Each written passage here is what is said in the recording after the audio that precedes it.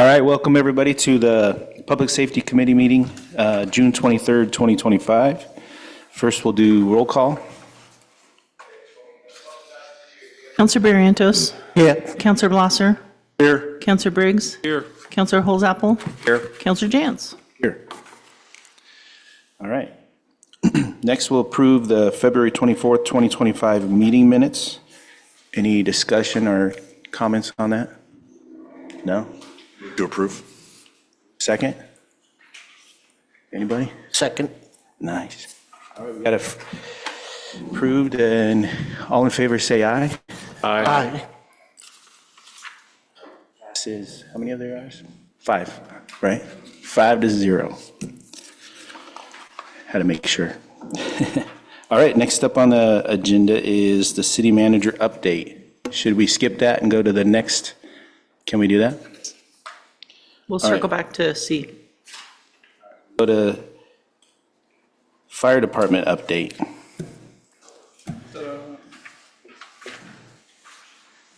So loud. It's blasted. Got an amplifier on these microphones.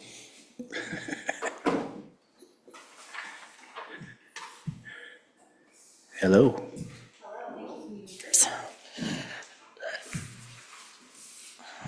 Give you an update on what is happening with the fire and EMS department.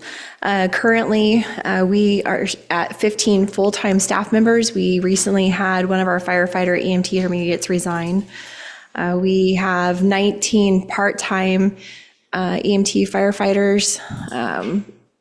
We accepted the Oregon State Fire Marshal Staffing Grant, which is going to give us the ability to hire 2 people.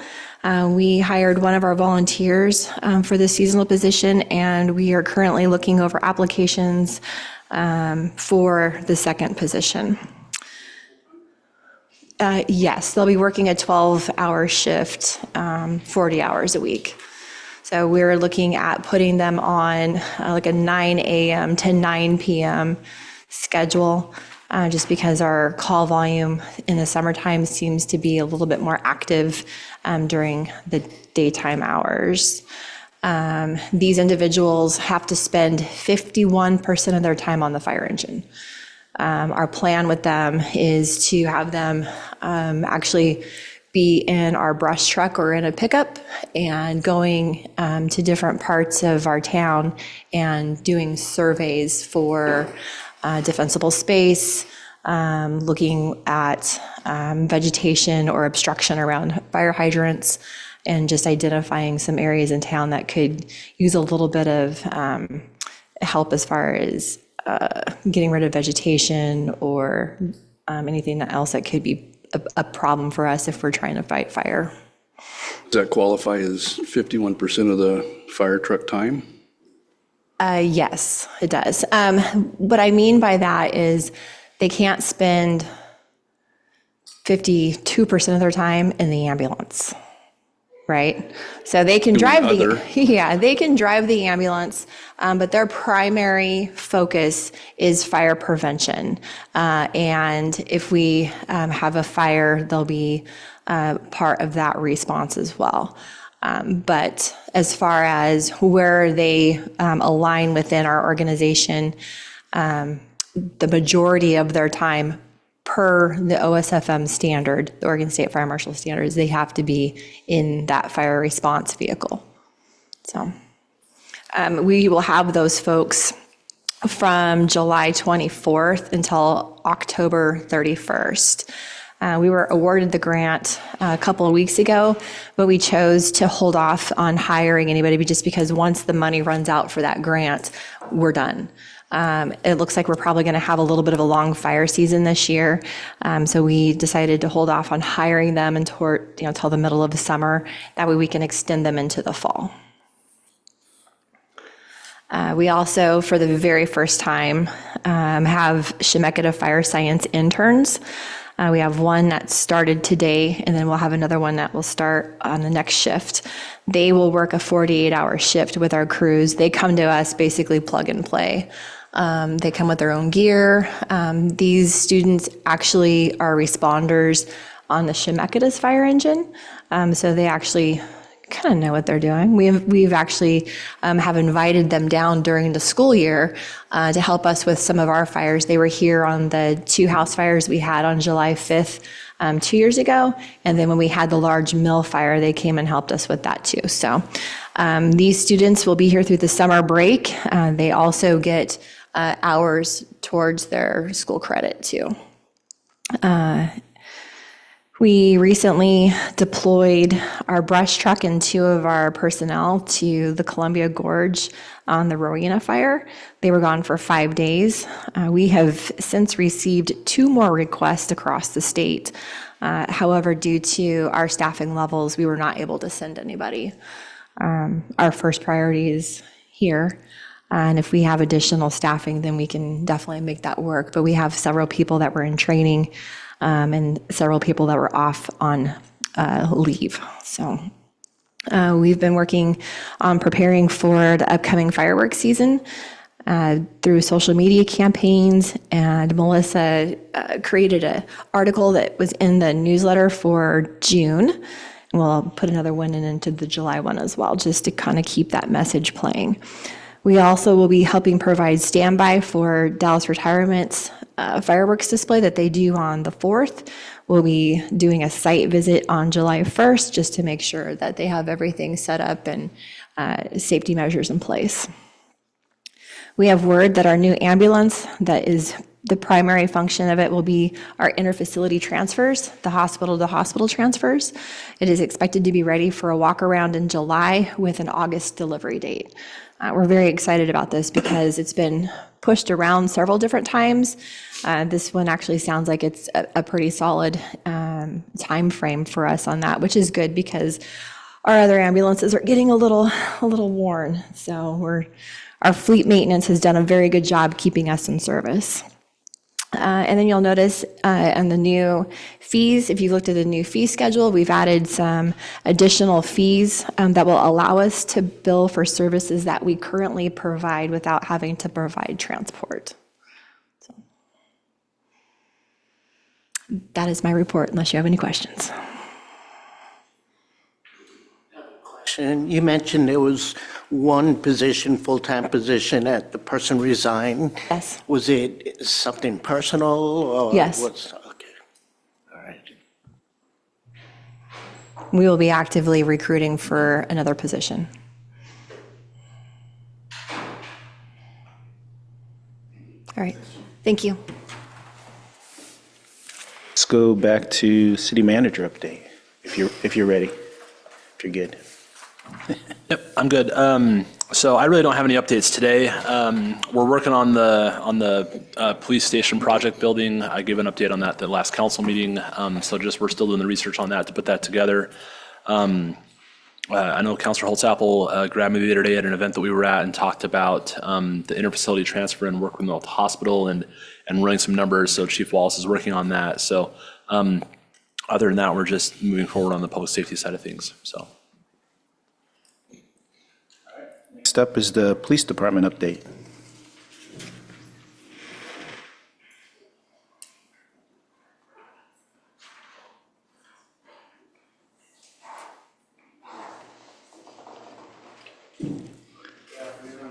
I'm the Deputy Chief of Police of the City of Dallas, and I'm here with your Dallas Police Department Public Safety Update. I'll start with staffing. We're still fortunate. We're, for another week anyway, we're one of the few agencies in the state that are fully staffed with no police officer positions open. We do have 2 staff. They're not at full duty today for work-related injuries. One of them is expected to come back to work this week. Another one, it'll be a while. We'll lose that fully staffed position June 30th when Chief Simpson retires, but we're actively recruiting to backfill our second command. The application period closes July 1st with a target hire date in September. That'll bring us back to fully staffed, potentially. Our fleet status, we have a 2022 Dodge that's having a fuel system issue that's common with the Dodges. It's well known with the Dodges. That vehicle's still under warranty. Fleet's trying to chase it out and work with a dealership to have a warranty repair made on that vehicle to make it sound. But for now, that vehicle's down. We have a 2019 Ford down with a transmission issue. Transmissions are known problems in Fords. It'll be down until budget and time allows for transmission replacement in that vehicle. We have a 2018 Ford with low compression on 2 cylinders. We know that the engine's going to fail, but it'll be a slow loss of power failure, most likely not a sudden engine failure. We know it needs an engine swap, but we're gonna wring as much life out of that engine as we possibly can before we do that. It shouldn't cause any additional cost or damage doing so. Our 2006 pickup that we used for animal control, we also use it for transporting evidence items. It has some electrical problems. It doesn't start sometimes and dies when it's running. We think we have that figured out by putting a electrical main kill switch in there and putting on a charge calendar. We think we have that resolved. To try to mitigate some of that issue for our next police vehicle purchase, we're looking at a potential police pickup, a pursuit rated pickup, to see if we can create a circumstance where we have a vehicle that can pull our generator or command trailers, but also do what that other pickup's doing, hauling evidence items, so we don't have to depend on a 2006 vehicle to work to do that. How do we handle when we're down 3 rigs? I think you'd said, I don't think we have many spares hanging around, do we? How do you handle that? So we can be down 4 and be okay. After that, we have to start jockeying some vehicles around, just recalling vehicles if they're take-home vehicles, making it work. Once we hit 6, then we're in trouble. And that rarely happens anymore. Our fleet folks do a really good job of keeping us up and running. But every once in a while, it does happen. Outside of the pickup truck, you're down 3? We're down 2. With 2 and 1 kind of limping? One will go when it could go tomorrow, could go 6 months from now, but we know it'll go. So, okay. Our traffic stats, May of 2025, there were 367 stops, 126 citations issued. Our warning numbers are stops less citations at 241. That represents about a 35% increase over the May 2024 stops and 11% increase in citations. I'll note the warnings increase about 48%. That's something I view as positive. That means people are doing more of the proactive stopping for some of the minor violations that will not necessarily deem a citation, but deem a warning and uncover things like DUI or transporting drugs or stolen materials. So that's a positive sign of good proactive enforcement to see that increase and that ratio of warnings and citations. So It's a big increase, Jerry. Is it, from April to May or from May to May of last year, that's a big percentage. What do you attribute that to? attribute it towards our younger officers coming out of FTEP and really learning and developing the job, as well as some expectation shifts within the department that Chief Simpson's started a while back to move us into a more proactive posture. I do look for a slight drop next month because our traffic enforcement person is on vacation. So he's not going to be out there for a good portion of this month.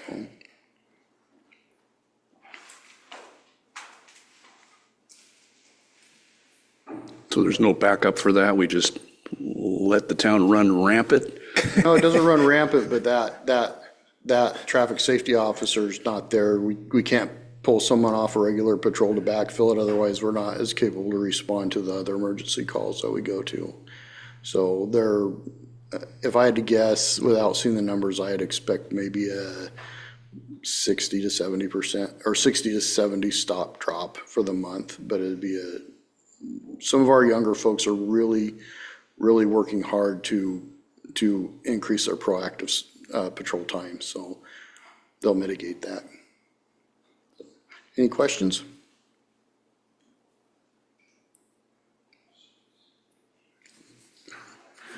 All right, thank you.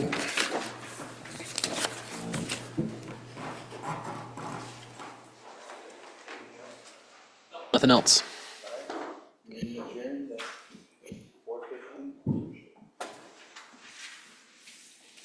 Afternoon, everyone. We'll start the Public Work Committee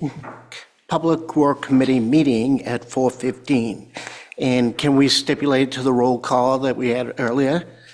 Okay.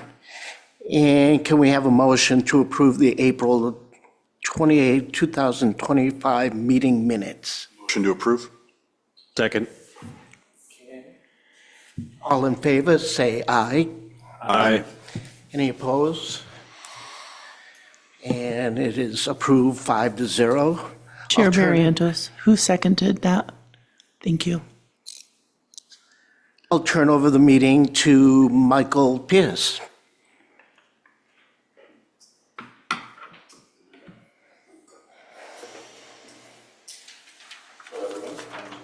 The project manager for the city of Dallas. So I have a list of projects to update you guys on. We'll start off with the easy ones. Lone Oak Park, located over off of Denton between Tilner and Hillcrest, is complete. What's that? Oh, you like it? Great, thank you. Additionally, Forester Creek Trails, located near the Japanese Garden, will begin construction this week. We will be digging out with the kitchen side first, so that'll be the south side of Forestry Creek, removing those trails and replacing those, and then building a new trail to the Japanese Garden from the rectangular parking lot to the west, or to the east. So with that, we are very excited. The Rotary is part of that effort in providing support in labor to help us build a better trail system. Moving forward, the Lockreal Node or Hawthorne Sewer Project is currently at 1,500 feet from Academy Street north towards Ellendale. It is anticipated to reach Ellendale by mid-July, which would begin our road closure of the state highway there and our detour route. Some questions on that. You want me to ask them now or wait? If you wouldn't mind, each project we can just go through questions. So there's been two neighbors now that have wandered up, knocked on my door about that about Hawthorne, asking questions. Both of them thought that we were putting in sidewalks and curbs and that they have to move their fences. Has there been any communication from the city as to what we're doing and what we're not doing? They both seemed really ill-informed. This is a newer project to me, and Brian, would you? Yeah, I can talk a little bit about the engagement we did. So we had, I would say, two community forums where we invited the neighborhood out. We sent letters out and said, hey, come in. One was in the project, was in like initial design. And then the second one we did more recently, and that was probably, I would say a few months. It was when we were going through the adoption of the Lockreal Node master plan with the council, so a month and a half, 2 months ago. And there was a lot of concern and confusion between the master plan project and the sewer project. And so we brought everyone, into the Lockreal Middle School gym. We had a very detailed conversation with them, described exactly what, the Lockreal Node master plan project was, and then the Lockreal Node sewer project. We're very clear to them on what it was and what it was not. A lot of them feared that the city was going to, take a lot of their property, expand the right of way. Because if that street was built to city standards, we would need an additional 14 feet of right of way, 7 from each side. And their concern was that we were going to take, all that property now, and we made it clear we're not doing any of that. We are simply coming in, putting a sewer line in the road, and extending laterals to each of the properties as we go up Hawthorne. And so if the people didn't understand that they probably weren't at that meeting. We didn't have everyone, that we sent the notification to there, but we did have, I would say, between 50 and 75 people that attended that meeting. So it was well attended by the neighborhood, and you hope that just neighbors talk to neighbors that weren't there to be able to communicate that out to everyone else. But the notice also described, what the project was. And so I think the city did a pretty good job, went above and beyond what we would normally do to try to inform the neighborhood about this project. But, again, you kind of lead the horse to water, but you can't force them to drink, right? So I think that with any project, you get people who, hear things or secondhand information, and it's not always accurate. But I do think the city did a good job in this instance to, over communicate the best we could what this was and what we're doing. So we are not putting in sidewalks. We're not building a whole new city street. We're not connecting, Hankel to the west. Or the east. We're not connecting Hawthorne to the south. We're just coming in, putting a sewer line in the road and extending laterals so that if in the future a property would want to annex or connect to that sewer, they could do that. It's kind of We're what I not explained to requiring it. them. We're not requiring anyone to connect. We're not requiring anyone to annex. Those questions were also raised, and we were able to answer all those questions. We spent a good 2.5, maybe 3 hours in that neighborhood meeting with them. So the city did connect the south end of Hawthorne for residents to be able to move and go out. So we didn't of connect. the- We didn't connect Hawthorne. Golden Chain is a road just to the east on the south end of Hawthorne. So we gravelled in that connection. So that people from Hawthorne It can go will through there. be once the project's completed, but right now that's open so that people in the neighborhood, especially when Ellendale, the work is taking place up there, that's going to be really messy. And residents won't be able to get out and in the neighborhood other than through Golden Chain. So we have a temporary access for that neighborhood to be able to get in and out. That's some of the concern from the residents that I've heard is that that's going to actually be a permanent connection that's going to be left there. It's not. We have a temporary access easement from the county to be able to have that. And once the construction project is done, that will be disabled and the bollards and the gate will be put back. Thank you. What is the plan for detour? Last I heard, I'm clear So that. the full detour, once Ellendale's closed down and stuff, Right. I'll let Michael talk about that. Okay. One more question. The only other question I couldn't answer was the contractor that's putting the sewer line in is kind of tearing up that street pretty good. Are we going to overlay that, or are we going to leave it the way it is, or? I anticipate a change order for that for a full grind and repave. Just because of what we're seeing with the condition of the road and the equipment necessary to do the project. I anticipate that we will have a change order to actually pave that road back instead of just patching back the trench. This year? So I think our initial plan on that was to just do patches where we had the main sewer line going up and then the laterals. But the extensive nature of all that work and the heavy equipment on the road and just the condition of the road and stuff, likely what Michael's saying is we're going to go in once the project's completed, grind out the road and repave, which will also be great because that'll alleviate the condition that the county put on us with our agreement for the maintenance agreement that we entered into with an IGA for the eventual annexation and jurisdictional transfer. One of the conditions was that we resurface that road within 7 years. So we'll do it now. And then we've kind of checked that box. So it's a good thing to get that done now. Not also don't want to lose sight of the fact that that project came in less than we thought it was going to. So a change order to do the paving, kind of keeps us closer to the budget that we were maybe initially anticipating. Glad that we have positive feedback on our project with our contractor. They are very flexible and making adjustments accordingly to residents that need to leave or coming and going. We've had very positive feedback from our contractor. So to get to the question about the detour, westbound traffic will be allowed into town via Ellendale. Eastbound traffic will be detoured down Lockreal to either Academy Street or Miller to Furvilla and then back up towards Ellendale. There is a requirement per ODOT for a shuttle that'll be an on-call that we are working with the contractor on an on-call basis to meet their requirements. For the record, we think that's silly.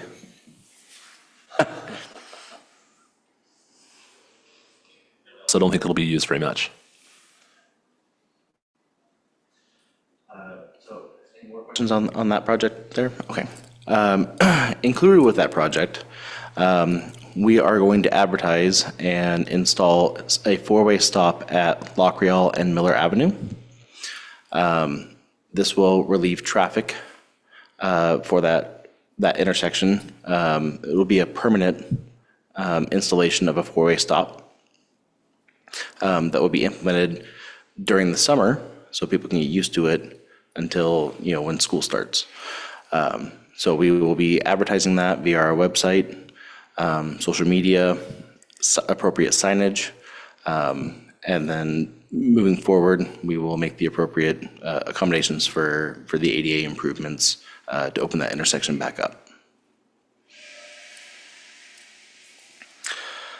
I am pleased to inform you that we have successfully completed our cured in place pipe project, which lines, the cured in place pipe is a liner that runs through existing pipe and basically reinstates that to roughly about 98% of its structural integrity.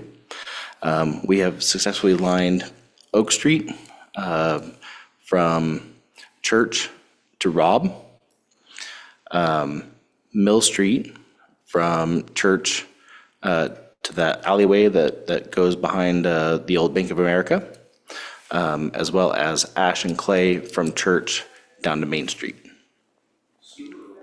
Sewer. Yes. No. No, it's a very thin liner that reestablishes. So the way they install that is via steam. So it's a liner that goes through, they inflate it, it bonds to the existing pipe, and it's a very thin liner. But when it hardens and cures, it does not affect the capacity of the liner or of the existing structure. This is part of our inflow and infiltration program, right? To Yes. not allow stormwater to make its way into the sewer system down to the plant where we're treating rain. This is a great mark for us for our TMDL and state reporting.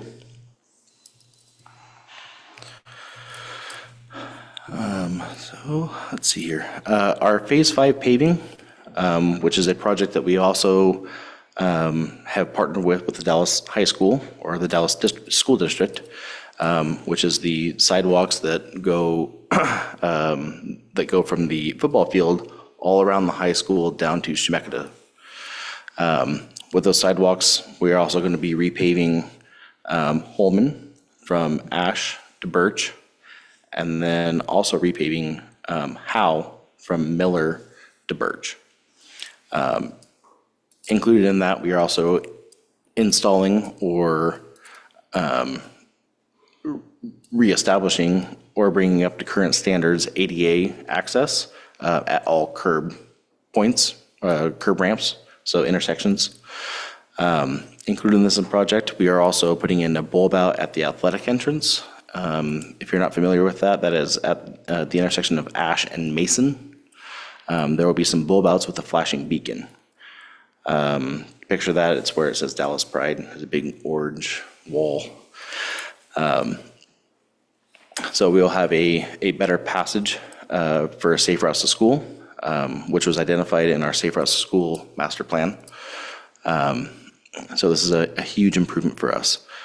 Included with that project, we also had 2 bid alternates that the city had accepted, which was the west end of Bridlewood past Oakwood, which is basically the stretch to the terminus of Bridlewood, which has been ground out today and will be repaved tomorrow.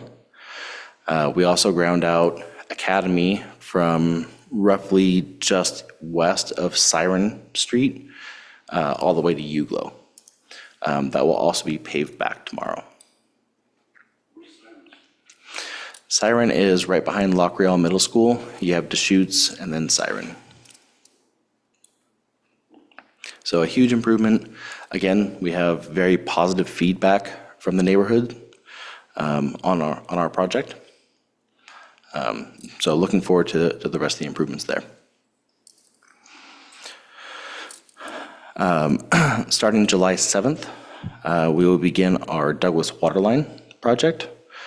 That is the replacement of the water main on Douglas from Ellendale to roughly Byers Lane. This project is contracted with Owen Construction, and it will essentially be a like-for-like replacement, just putting in a new line that will benefit the community. No, that is an 8-inch line. Yeah.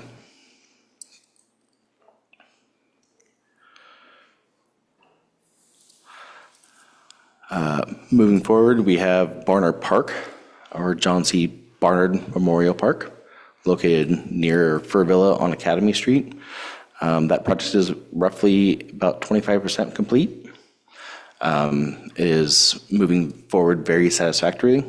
I highly encourage you guys to drive by there and see the full-size basketball court, which is actually high school regulation standards, has got a lot of community compliments. They're very excited for this project. We also have a multitude of trail networks throughout that project. So far, it's gone amazing. So I heard, yeah.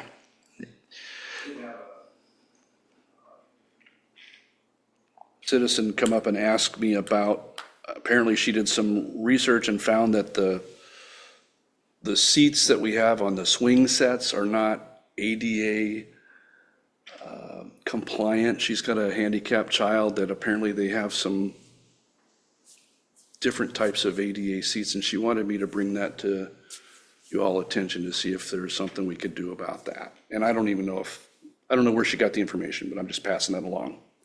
I am happy to inform you that this will be the first City of Dallas handy accessible playground. It'll be a rubber matted playground for one portion of the 3 play sets we have. We received a grant from the Trailblazers grant, what do they call that? The Assist program, to have a handy capable playground surface. So part of that project is actually to have a rubber matted play area for all uses. She knew that. She lives down the street from you. Sally Bodine is her name. She lives on the corner Sally, there. yeah. And she had indicated that she's very happy about the whole thing, but that swing seat was something she did some investigating on and found that we might want to see about improving that or upgrading it. We can look into that to see. I'm not sure what I don't know about the seats, so we'll take a look and see. But yeah. Michael, do you have a projected date of completion of that project? So full completion for the project will be approximately the end of October. Given the season, it's not the appropriate time to make the plantings, and there are a lot of plantings in that project. As far as usability goes, I would anticipate sooner to open it up, but I believe we are going to have a ribbon cutting for that project in the spring of next year.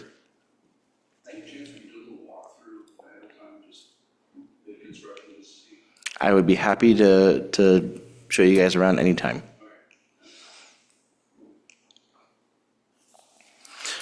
Last but not least, the Levens-Ellendale intersection. So we have received a grant from the Oregon Department of Transportation in the amount of approximately $1.9 million. The bids came in round numbers for $1.2 million. Construction is anticipated to begin July 7, and we will be in full force with Pacific North Construction.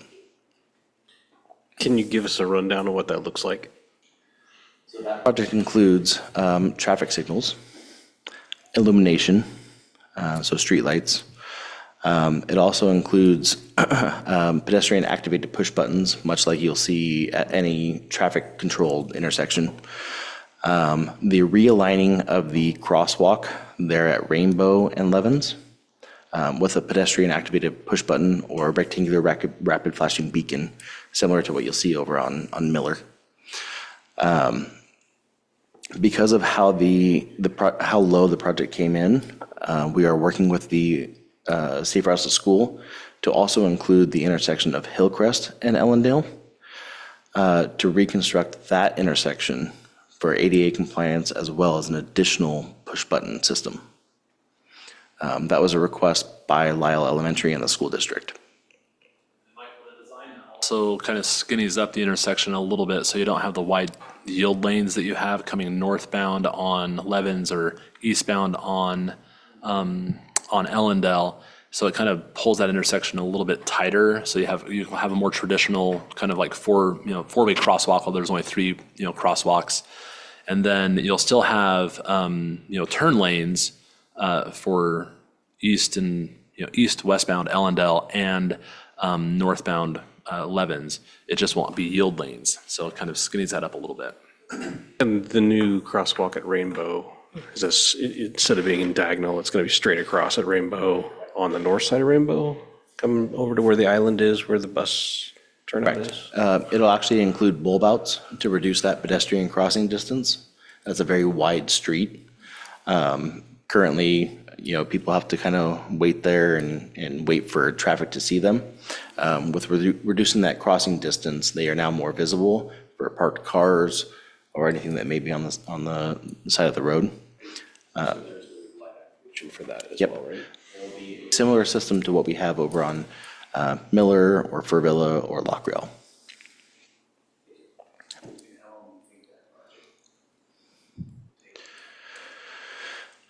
So it's going to be a bit of a longer project.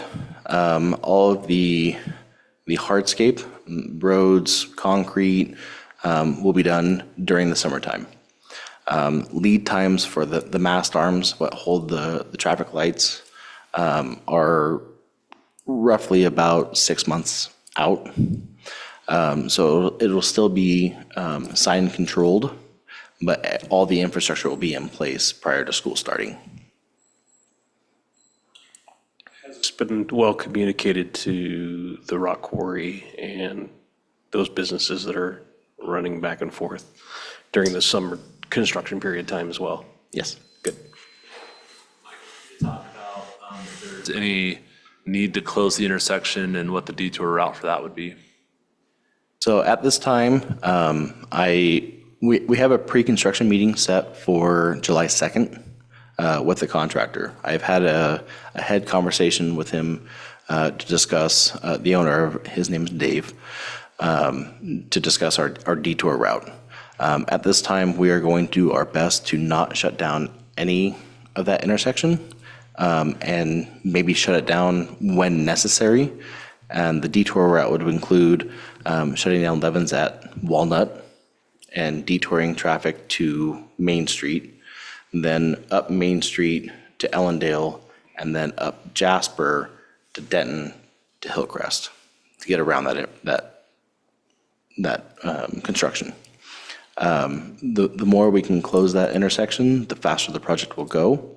But they understand the need for that intersection with the Wyatt Node and all those neighborhoods to the west.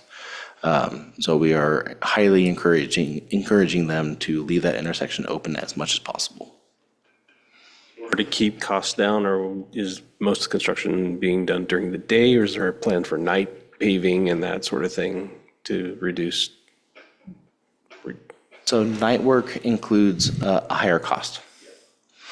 So at this time, we are trying to reduce our costs by day work, but night work will be encouraged when necessary. Anticipate, anytime that they have to do something that might require a closure of the intersection, it'd be best to do that at night. And given that, we have a grant that provided more money than the project bid came in at, I think there's some room to negotiate a little bit of night work in order to keep the closures to a limited duration, or at least times where you're not going to have a lot of vehicle traffic going through the intersection. This is a reimbursement grant at a rate of 89.73%. So a very high reimbursement rate. from the state of Oregon. That's almost unheard of. So we do have a great leg with ODOT on this project to be able to encompass that cost.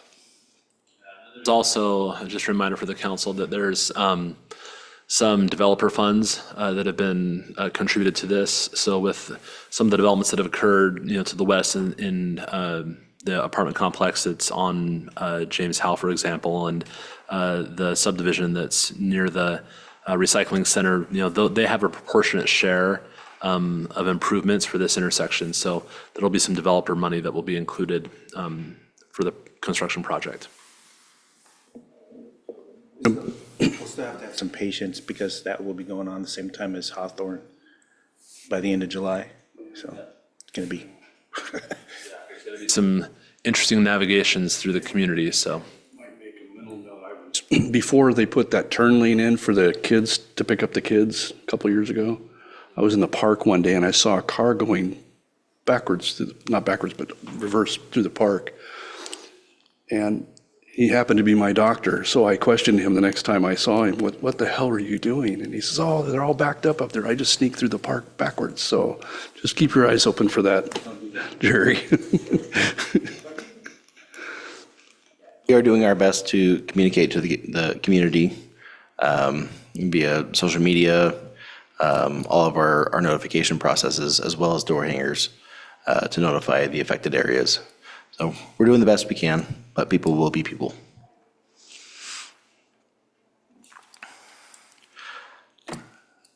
So that is all I have for projects. If you guys have any questions. Can I just confirm on the park project, you're taking the path on the south side of the creek out and doing the pedestrian traffic through the Japanese garden? Is that correct, or are you replacing that south side?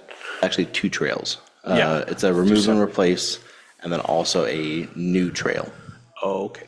So both sides of the creek now. I appreciate the email that you gave us the update on last Tuesday.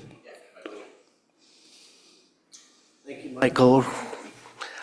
Any comments or any further comments from any other councilors?